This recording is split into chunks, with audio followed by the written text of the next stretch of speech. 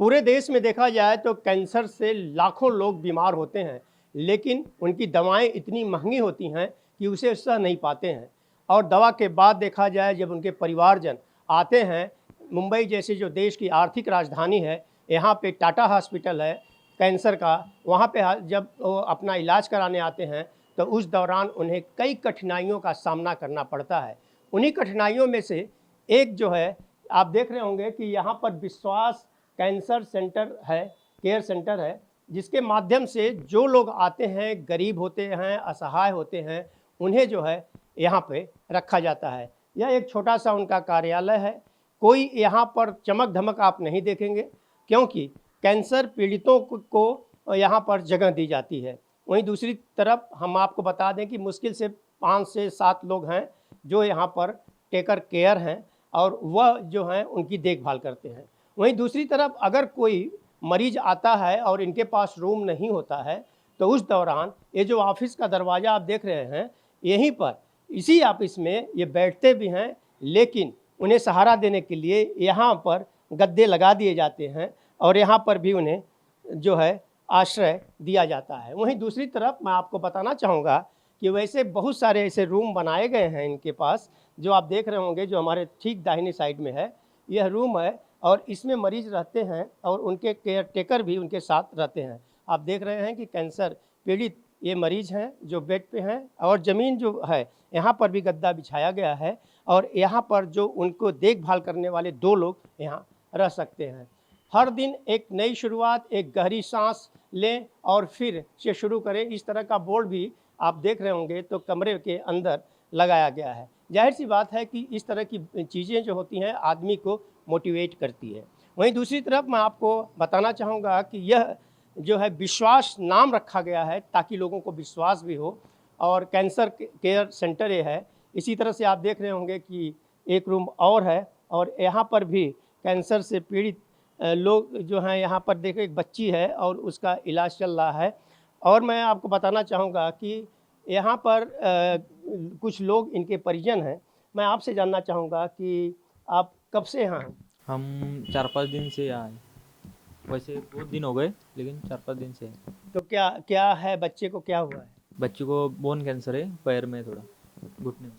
तो कहाँ पर इलाज चल रहा है इसका? हिंदुजा हॉस्पिटल। हिंदू हॉस्पिटल। तो यहाँ पर रहने के लिए आपको जो यहाँ पर सुविधा मिली है, क्या सुविधा में क्या क्या मिलता है? सुविधा में खाना है, रहना है, पीना है, सब है।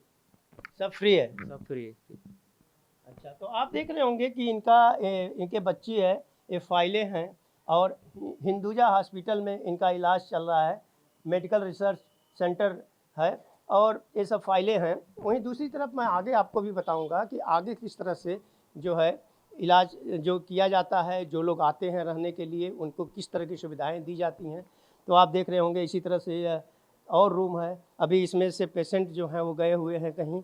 और आगे की अगर हम बात करें तो आप देख रहे होंगे कि यहाँ पर भी यह बनाया गया है, इसमें भी लोगों को रखा जाता है। और रही बात, मैं आपको बताऊं कि जो यहाँ पर आता है उनके लिए टॉयलेट बाथरूम में आप देख रहे होंगे कि यहाँ पर रखा गया है। और स्वच्छता के मामले में आप देख रहे होंगे कि यहाँ पर कई तरह के बोर्ड भी लगाए गए हैं।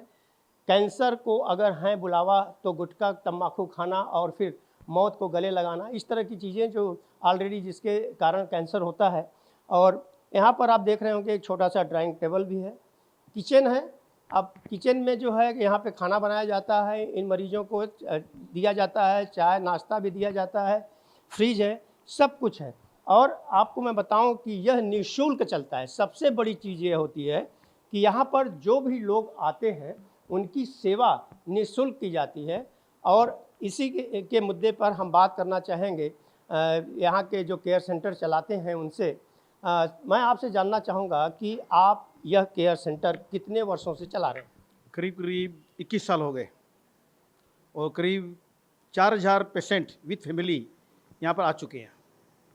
तो ये प्रेरणा आपको कहाँ से मिली कि इस तरह की, क्योंकि देखा जाए तो कैंसर से जो पीड़ित होते हैं वह लोग पैसे को लेकर के बड़ी उनके अंदर एक समस्या होती है, ख़ास तौर से देश की आर्थिक राजधानी मुंबई में रहने की। तो आपकी ये प्रेरणा कहाँ से मिली? 2000 साल में दुर्भाग्यवश मेरे परिवार में 3 जन को कैंसर एक साथ हुई, मेरे भाई को और मेरे ससुर जी को और एक घर में एक रिलेटिव को। तो उसमें 2 साल तक मेरा हिंदुजा हॉस्पिटल में, टाटा हॉस्पिटल में आना जाना लगा रहा उनके इलाज के लिए।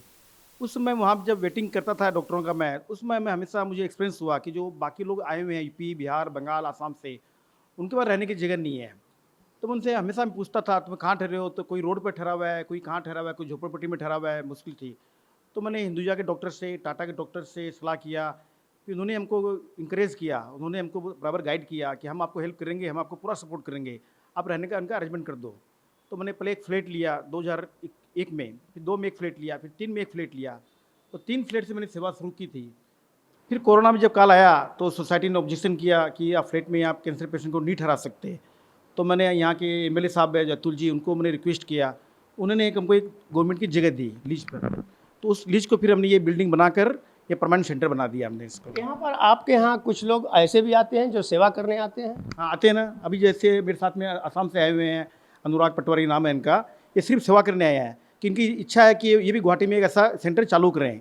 तो ये देखने आए हैं, 10-15 दिन यहाँ रहेंगे और यहाँ पेशेंट की सेवा करेंगे खाली। आप कहाँ से आए हैं अनुराग जी? मैं असम से आया हूँ, गुवाहाटी से यहाँ पे। क्या देखने आए हैं? मैं यहाँ कैसे चलाते हैं, मेरे फूफा जी है, क्या काम करते हैं। ये बहुत देश में कई जगह में ऐसा प्रॉब्लम है, लेकिन ऐसा सुविधा नहीं है।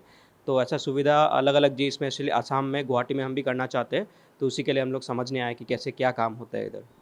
तो आपने देखा कि अगर देश के लोग इसी तरह से अगर आएँ यहाँ पर देखें इस सेंटर को और देखने के बाद कुछ इस तरह का कार्य करें, तो बहुत ऐसे गरीब असहाय लोग हैं जिनकी सेवा की जा सकती है। और ख़ास तौर से देश की आर्थिक राजधानी मुंबई की अगर हम बात करें तो यहाँ पर बड़े पैमाने पर देखा जाए सबसे ज़्यादा जो असुविधा लोगों को होती है रहने के लिए, क्योंकि यहाँ पर फ्लैट या और कहीं होटल जो हैं वो काफ़ी महंगे होते हैं। और मरीजों को इस तरह की सुविधा देश की आर्थिक राजधानी मुंबई में मुहैया कराना अपने आप में एक बहुत बड़ी बात है। और देखा जाए तो ये प्रेरणा जो है अग्रवाल जी को किस तरह से मिली है, उसे उन्होंने खुद अपने ज़बान से बयान किया है। ऑन टीवी न्यूज़ के लिए कैमरामैन बाला के साथ हरीश तिवारी।